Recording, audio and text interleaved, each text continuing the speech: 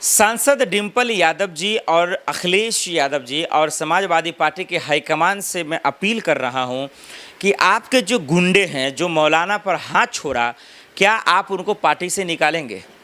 क्या आप उनको पार्टी से निकालने की हैसियत रखते हैं? या फिर मैं आपको एक ऐसा असली सच कैमरे पे दिखाना चाहता हूं कि समाजवादी पार्टी के गुंडे का रवैया हिंदुओं को लेकर अलग है और मुसलमानों को लेकर अलग है।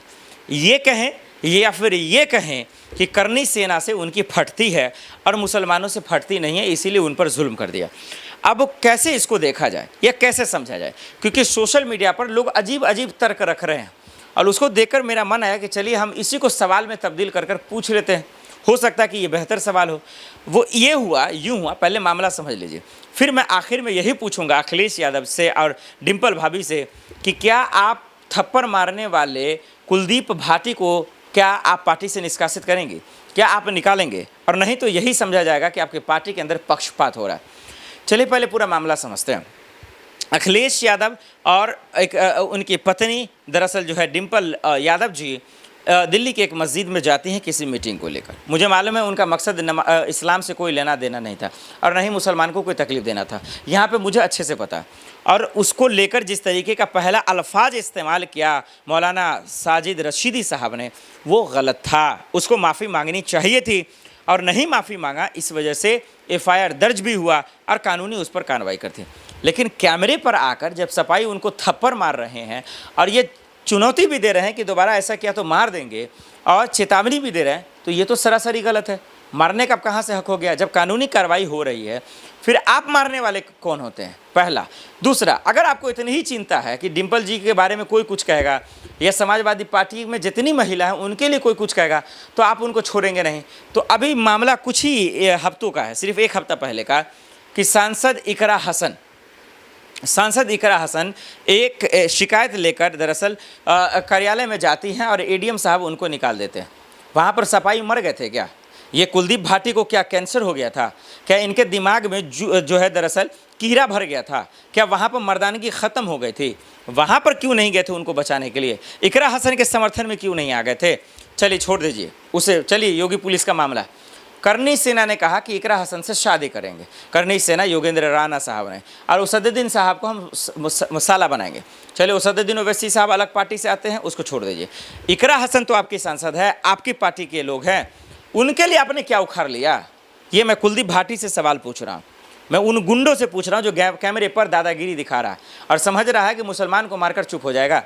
ये तानाशाही, ये होशियारी बंद कर दो। ये कानून ख़त्म हो गया है तभी तो आज मुसलमानों पे लोग जुल्म कर रहा है, तभी तो। नहीं तो कान पकड़कर जेल में डाल देता, सारी हिकरी निकल जाती, 2 मिनट में हवा निकल जाएगी।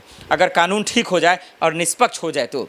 ये जो मौलाना को पीटकर आपने गलत किया है, नहीं पीटना चाहिए था, क्योंकि आप एक मारे फिर कोई 4 मारेगा और इसी में बड़े बड़े सीनियर नेताओं का जो है अपमान होता है।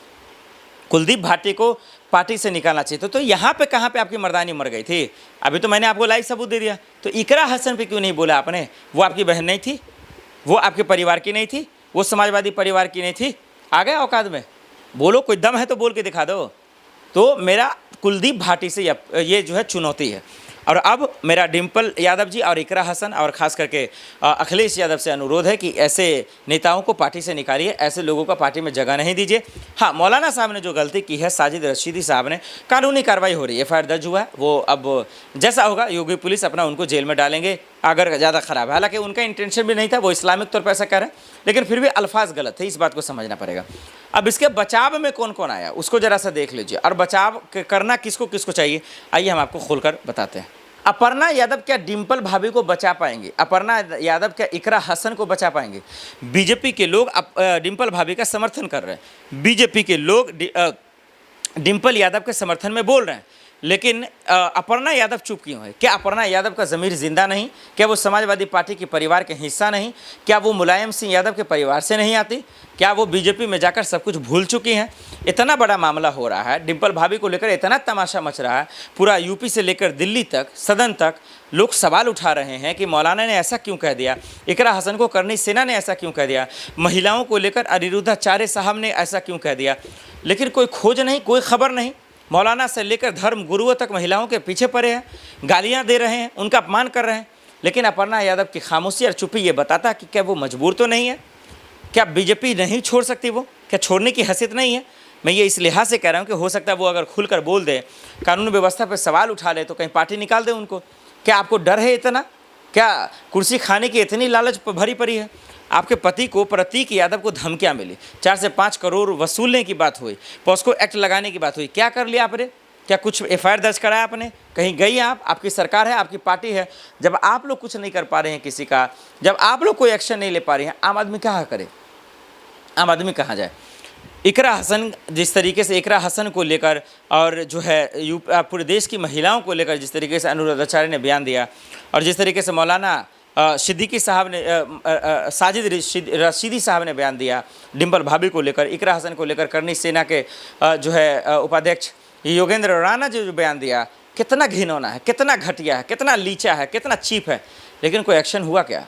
कभी नहीं हुआ दर्शकों। इसलिए सवाल ये है कि अपर्णा को खुलकर आना चाहिए, प्रेस कॉन्फ्रेंस करना चाहिए, डिम्पल भाभी के समर्थन में, कम से कम वो तो आपके परिवार का हिस्सा है, इकरा हसन के समर्थन में, और देश की बेटियों और महिलाओं के हक में आपको बोलना चाहिए था।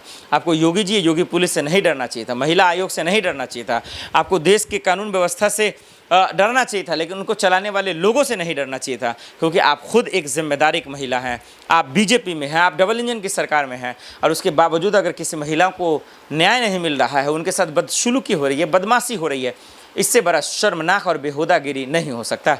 इन लफंगों को, इन घिनौनों को मैं योगी पुलिस से अनुरोध करूंगा, यूपी महिला आयोग से अनुरोध करूंगा कि महिलाओं के खिलाफ, चाहे मुल्ला हो या धर्मगुरु हो या कथावाचक हो या शंकाचार्य हो, जो भी गलत कर रहा है उन लोगों को जेल में डालें, और इसके आड़ में जो कानून को हाथ में ले रहा है, जैसे कि कुलदीप भाटी जी, उन सबको जेल में डालें। उन लोगों की जगह आज इस जगह पर नहीं है, खुले मैदान में नहीं है, पर जबकि जेल में है।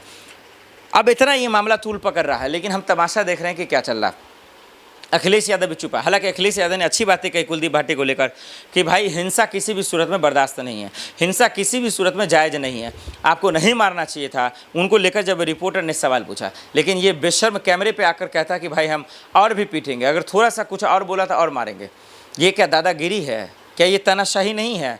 तुम यार बीजेपी को गाली देते हो, डबल इंजन को, और बदमाशी गुंडागिरी तो खुद ही तुम कर रहे हो कैमरे पर। ये तमाम अहम सवाल है जो लोग आज जानना चाहते हैं, समझना चाहते हैं, पूछना चाहते हैं। लेकिन आप लोगों के मन में क्या चल रहा है? आप दर्शक तो जानते हैं। ओपी राजभर भी इन्होंने कहा कि दरअसल गलत है। ओपी राजभर भी डिम्पल के समर्थन में आ गए, इकरा हसन के समर्थन में आ गए। तो एनडीए के गठबंधन के लोग आ रहे हैं, लेकिन अपर्णा नहीं बोल रही थी, थोड़ा बेचैन करने वाली बात है।